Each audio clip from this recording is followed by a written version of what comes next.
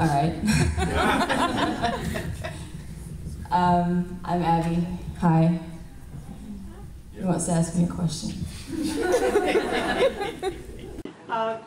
Your series is obviously very popular, very, very strong characters, and the story arc seems to be fulfilling, coming to its conclusion.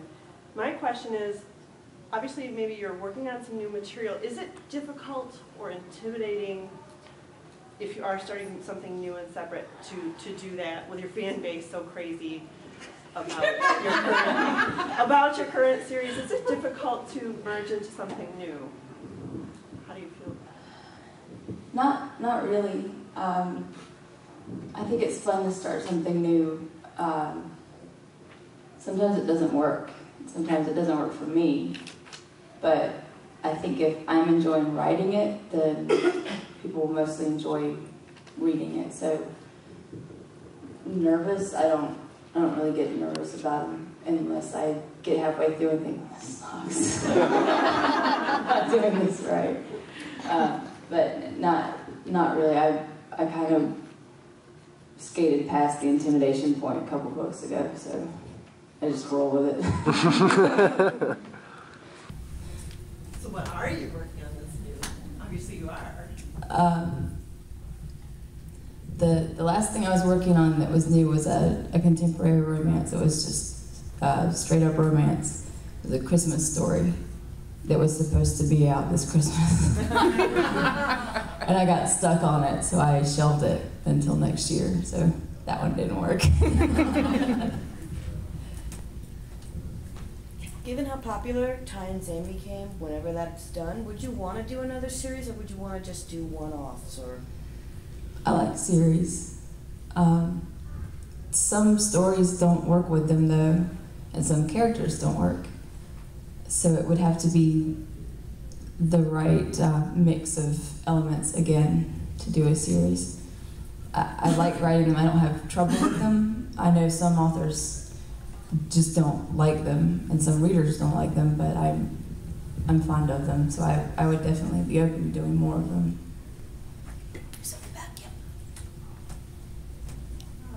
Hi. I just want to say, first of all, that I really enjoyed Gravedigger's Sprawl. Yeah.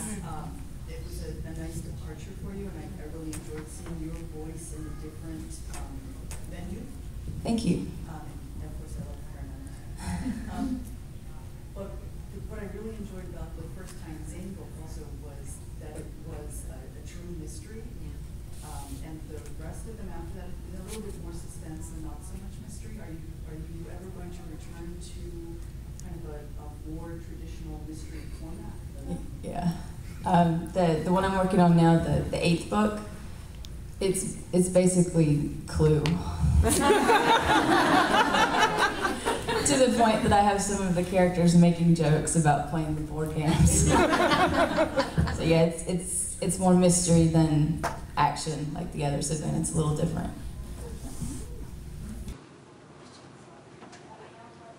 are you planning a sequel to Gravedigger's Sprawl? I don't have plans for one, but I did end it with the ability to write one.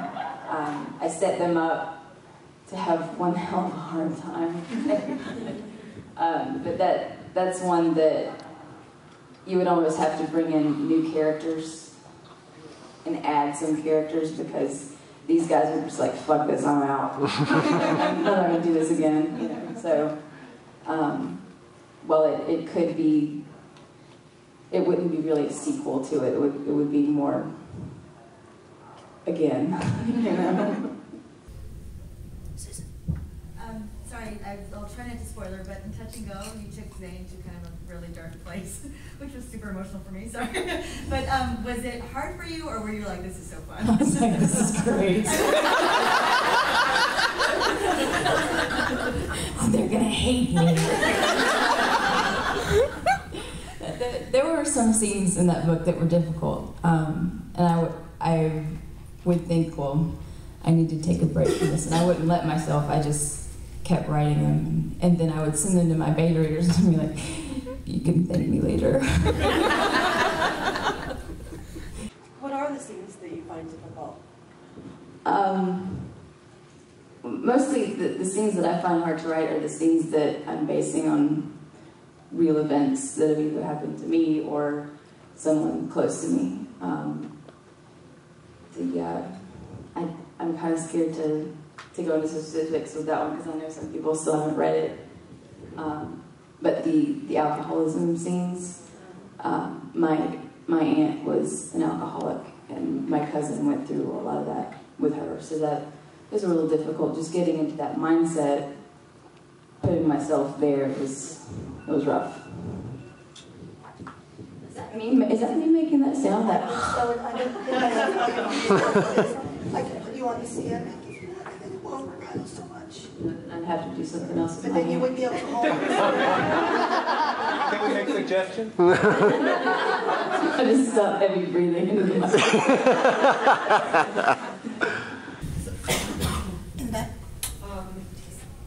When I started reading The Archer, I knew it was kind of long. I didn't realize I was losing 2 entire days out of my life. I couldn't put it down because I'm like, I'm never going to remember all.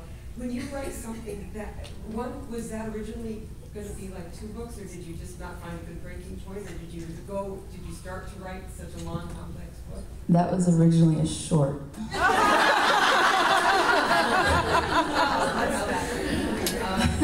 And did you find yourself having to sort of like, because you've got that whole thing going about who is it? Oh, it's him. No, it's not. Oh, it's him. No, it's not. It's like you did a wonderful job with all the red herrings and stuff, but did you have to sort of like go, okay, it's this guy, so I'm going to leave this clue here, and sort of like chart it out, or did that kind of evolve? Because that's got to be a really tricky thing. I'll tell you guys a secret. I didn't know who the Archer was until about halfway through that book. Did you have to go back and like tweak things because you had you know, A little bit, yeah. and you know what, it's been a long enough time, I'm like, I'm going to have to go back and read it now because I forgot who it is. Yeah, I started writing and I flip-flopped a lot. I was like, well, okay, I'm gonna make it this guy. And then I changed my mind and just keep writing. So all those red herrings,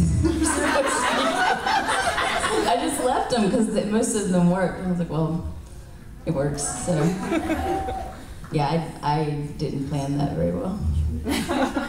So you co-authored and you solo-authored. Is there one that you prefer more than the other, or they both have their ups and downs? I prefer solo.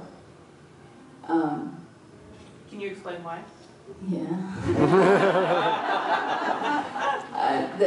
The way I write, I don't plan ahead, honestly. I tend to, if I'm writing a scene and it goes somewhere that I didn't expect it to, I go off on a tangent and I just roll with it.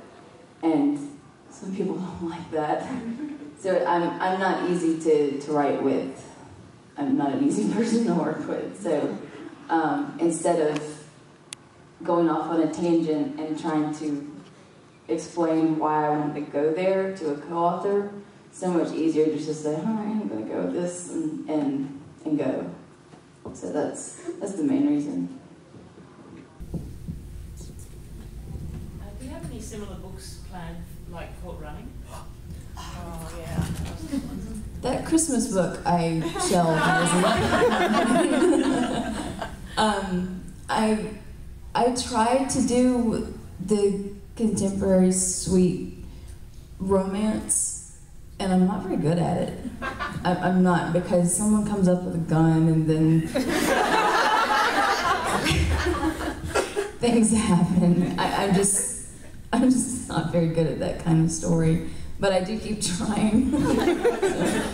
So I've got several plans that are similar, and I hope to eventually get them out because I'm running out of ideas. But right now I don't have that Christmas one. I'm gonna have to rework the hell out of that thing to get it out. But hopefully that'll be next year. That's the closest one I've got. Along the way with the Cut and Run series, was there ever a time that you were like, I'm so done with this, I just cannot deal with this anymore? And if so, what made you keep going? You're looking at it right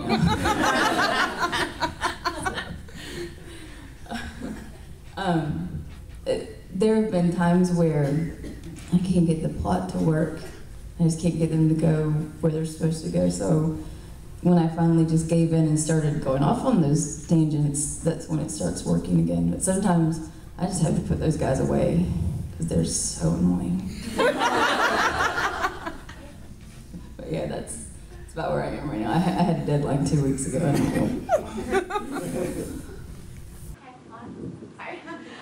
I'm sure you get a lot of fans that feel very possessive about Ty and Zane, and do you ever get really crazy reactions for things you write for them? Never. She's lying. I just sent one the other day. The strangest one I got, one that kind of made me uncomfortable, I got an email after Touch and Go, and it was someone accusing me of being a proponent of domestic abuse. And I was like, it's fiction. But that one was strange, and I didn't respond to it. I just let it sit there. So, but yeah, there's some strong reactions to these books, but you know they're in good fun mostly. So it's all good. Do we get a wedding or not? Or a funeral. I hear TJ and Eric are having a wedding.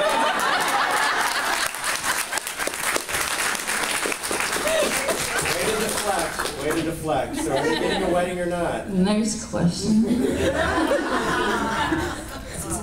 I just finished Talking On, which was great. Is it true that you didn't actually see that couple in your head? It was actually the fans? That is completely true. I have never felt more stupid. Because as soon as Touch and Go came out, all the reviews and the replies I was getting and the comments I was seeing, they were talking about, and some of them were sort of cryptic. They were talking about 2 members of Sidewinder, and I was like, what the hell am I talking about? And then people started, saying Nick and Kelly, and I thought, what the hell is going on? And so I read it again. I had read this book 18 times. That's not an exaggeration. 18 times during edits. Every one of my beta readers had read it at least twice. Editors, everything. And I was like, no one saw this. But as soon as I read it again with it in mind, I was like, oh, okay. I gotcha. So I like the idea, and so I thought, well, people are already on board this ship, so why not sell it? But I had no clue. Not planned, not seen, obviously. So that was one of the neater things that's happened in my career, but also I feel so stupid. Do you have more Sidewinder? More Sidewinder? Yeah, I got more Sidewinder. I am turning them into a series, and I haven't planned that either. But it'll either be a series of shorter novels, or it'll turn into a massive mistake. But they'll be more adventure than romance, like the Cut and Run series. So that should be different and fun. So we've got lots more of that.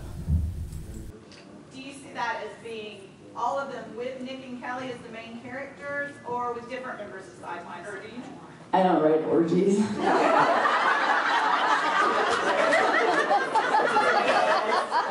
I'm sorry. No, I understand. It will be mostly Nick and Kelly doing their thing, and then the others sort of tripping through, basically like Sidewinder has done for Ty and Zane. They come and knock the door down every once in a while, so that's what they'll continue to do. Sports is part of your personal history. How did you feel about writing a sports-themed book? I've written a sports-themed book? Are you talking about? Oh.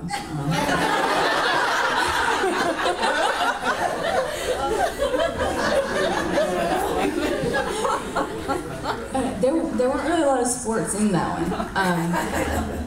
But that was based, I was coaching at the time still. So that character is a lot of me. And that was the first thing that we co-wrote. It was a writing exercise. It was just, I'm miserable when you write with me. I didn't know it was going to be published until it had been accepted for publication. So that is not the way I would have done that story. I would have changed so much about the thing. I would have taken a lot of the me out of it, I think. But I have several plots that are sports oriented that would be actual sports stories, but that a lot of my stories have some sort of sports influence because it was a huge part of my life for so long. So it's kind of like going home but not being able to go through the door. It's kind of sad, actually. You've written a lot of coming out scenes in the Ty and Zane and kind of stretched them out. Can you talk a little bit about writing those?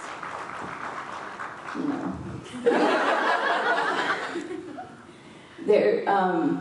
They're hard because I've obviously never gone through that personally, and I've never had a close friend that I've gone through that with even. So those are completely off the cuff for me, and I always worry that I'm getting them wrong.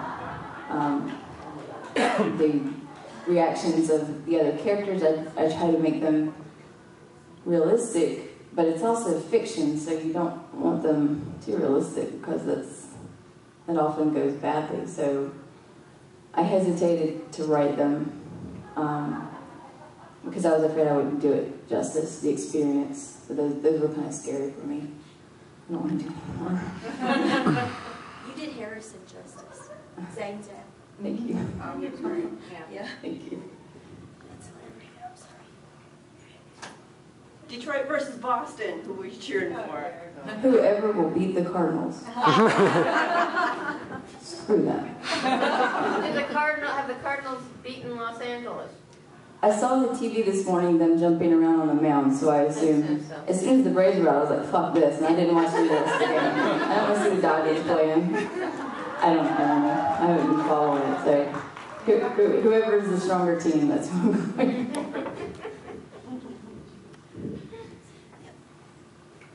Which book has been the easiest and most fun for you to write, and which one has given you the hardest time to complete? The current one is the worst. I say that about every book, though. Apparently, I'm kind of a little whiny. The easiest one was the Western that I wrote, according to Coil, because I was a history major. That was my area of study. I didn't have to do a lot of research on that puppy. So, and it flowed. I think I wrote it in 2 weeks. And of course the editing took like 3 months, but that was the easiest one for me. That's my area. Of course no one reads Westerns, you assholes. But the hardest one, I think it might have been Sticks and Stones, because we were still co-writing, and there was a lot of planning that didn't go right, and schedules that wouldn't meet up, and we kept getting stuck, and it was just awful. It was more awful than the current one, I think. So that was the hardest one to write. I hate that book. You mentioned According to Coil, which is my favorite. Are you still planning to continue that one? That will be a trilogy, actually. But I have to get the rights back to that one before. It'll be January, actually. And the original plan was to have the next one written and ready when we got those rights back. That's not going to happen. It's not happening. So hopefully in the next year, that one will be re-released, re-edited, rewritten a little bit, and then the next ones will come out. It's got more story to it. Oh, screw this. Or just something else. But yeah, there's another one coming for that one. Do you work on a lot of projects at the same time then? Multiple stories at the same time? No, I can't. I get too easily distracted. Every once in a while I'll get stuck on a book and I'll think, well, I'll work on another one, and I sit there staring. I just can't. I'm not physically or mentally capable of doing it. I used to be able to. I think, I don't know what happened, but I can't. If I start something, if I don't finish it, I never finish it. It just sits in my folder. Makes me feel guilty. That's what it does. What do you like to read for pleasure? I like trashy adventure novels. I don't get to read a lot, actually. I used to read all the time.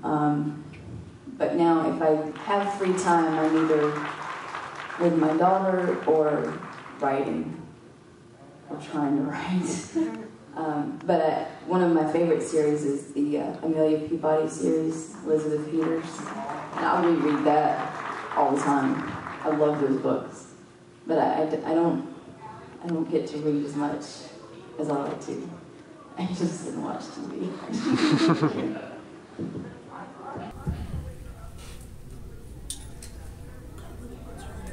Are we done? 5 minutes, so if you want to be done, you can be done. So what made you decide to do the crossover between the Cut Run series and Warriors Cross? I just thought it'd be a neat idea, actually. I needed them to have criminals to transport. I thought, I've already got a couple of those. And that was basically it. That was the reason. I just thought it would be neat. It was. Thank you. Anyone else? Susan! Sorry. Just one last one. The series is coming to an end. Are you worried when it ends, the reaction from everybody? I know you're probably ready to move on, but are you prepared? No. I am a little worried because it's been such a build-up and such a fan base has grown out of it. I'm like, how the hell do I end this thing where everyone will be happy? Because I don't want to die.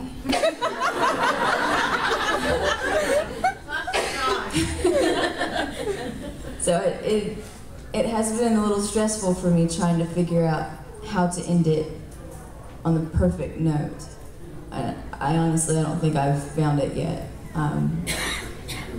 But it's a little intimidating trying to figure out how to find that ending.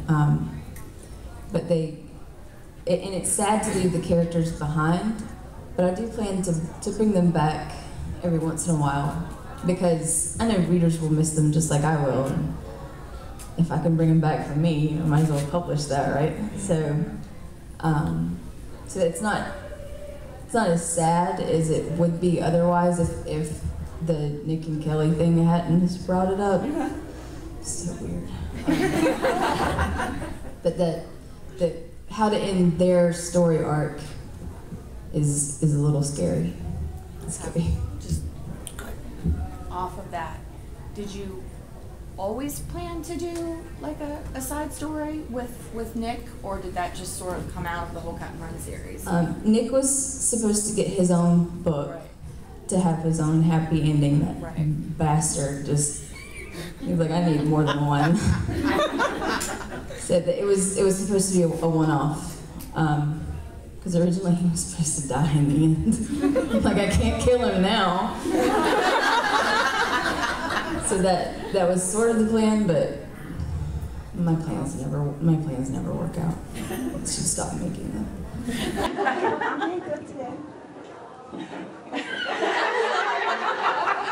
Maybe I'm not. You have a couple, Warriors Cross, you have a couple other characters, Liam, Preston. Are they getting, not together, but maybe they're each own little books sometime? I think I'd rather have them separate so I can have 2 more books instead of one with each. I mean, have you thought of that? Or? Those are the types of characters that need to remain a little mysterious. if I tried to write from their point of view, it would really take a lot away from the character. Because most of their magic is in your imagination. And Preston's telling me a story. that bastard is wrong.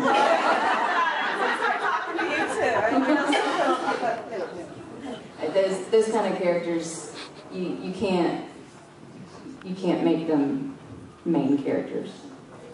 How much time do we have? I have a giveaway to do at the end, so I want to make sure we had enough time. Do it now. Do it now. Could you hand me that back? How should we do this giveaway? I was going to bring a Nerf gun and shoot it into the crowd. I decided that was a liability. Kay admits it was throwing yarn balls. Yeah, that's what I was thinking. I've got a yarn ball. I've got pretty good aim. She does that. I can vouch for that.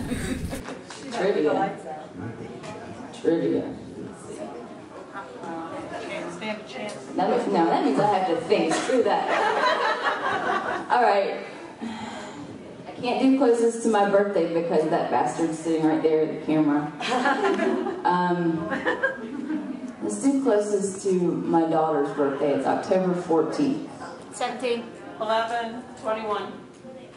You guys gotta do the math on that one. 17 and 11 are tied on either direction. Give it to Barb. Yeah, because you won yesterday. So. Oh, yay! Hooray! Good job!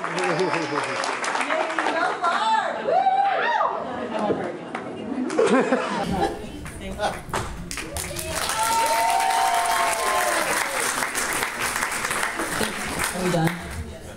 Good job, everybody. Thank you guys for coming. Applause for the opportunity.